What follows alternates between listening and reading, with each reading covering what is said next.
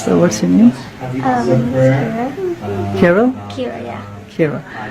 Alright, so we have Sister Kira over here, and Alhamdulillah, she took her Shahada, she embraced Islam, and her mom is also here who's supporting her, right? But I'm just so curious, mashallah, such a young, sweet girl, she embraced Islam. What made her to study Islam and now, Alhamdulillah, to embrace Islam? Sister Kira, go ahead. Okay, so I had always been introduced to Muslims from all the traveling around the country that we did, and I decided to do research, like why do women wear the hijab, and I just did research and I kind of like walked away from it, and I just kept it on the back burner in my mind, and I just did research occasionally from there, and then I met my friend Shiza, and I decided to really get into it and really learn more about it, and so that's how I came to Islam and to embrace Islam. How do you feel when you are wearing the hijab? Do you feel different? How do you feel? Okay, I do feel different. I don't feel pressures from society to be like wearing makeup, wearing like a cute hairstyle. Like I don't feel any of those societal pressures anymore. And I feel like I can really be me and myself without worrying how I look on the outside. Wonderful. You know, you have your mom over here. Mom, what's your name? Sarah. Sarah, how do you feel your daughter, right? She made a really important decision in her life. How do you feel about her becoming a Muslim? She did. She made a really big decision. So we've always encouraged our children to follow their own path, whatever that was. And Kira came to me and told me she was researching Islam. And so we supported her in that. And she read the Quran and said that it spoke to her. And she's had positive improvements to her overall self. And so, yeah, we're at the beginning of the journey, but it's been good so far, and I'm just doing my best on supporting her and however I can do that. Have you also read the Quran, by the way? I know your daughter, perhaps she did. What about you? Kira has. I have not read it. I'm beginning to read it in English. So, yeah, working on it.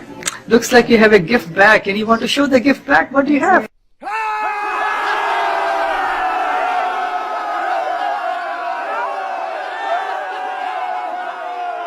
Got some really good information. I actually have a copy of the Quran. Wow, that's a translation. Nice. Yes. So I'm going to start reading that. Some really good information, questions. Yeah, the 50 common questions people ask, yes. So yeah, I'm excited to start reading up and supporting Kira how I can. Kira, what one message that you have to other youth, other kids who may also be searching for the truth? They may have so much societal pressure. What message that you have for them? I just say to be yourself, and it's okay to question things. Like, if you're from a different religion, you're like, I don't think this is for me. It's okay to question it. Like, it's okay to hunt for the truth because it's out there. You just have to find it. What in Islam that you like the most, by the way? There are so many wonderful things in Islam, right? Yes, I'd say definitely the women's rights because I believe that they have definitely changed, and I do not believe that Islam oppresses women, which is another thing that I like, because I know in Christianity and other religions that women were definitely oppressed, and that's why I really, one of the reasons why I really like Islam. Can you mention one of the rights that Islam gave to women that you said, wow, that's so wonderful? What right comes to your mind? So I had run across the right for women to own property, which at the time was like unthinkable, and so I thought that was a very big step into women's rights, and that was really awesome. In Islam gave women the right to own property in the 7th century. In Illinois, in USA, not until 1861 that a married lady, she won the right to own property. Right? And Islam gave that right 1400 years ago. Yes.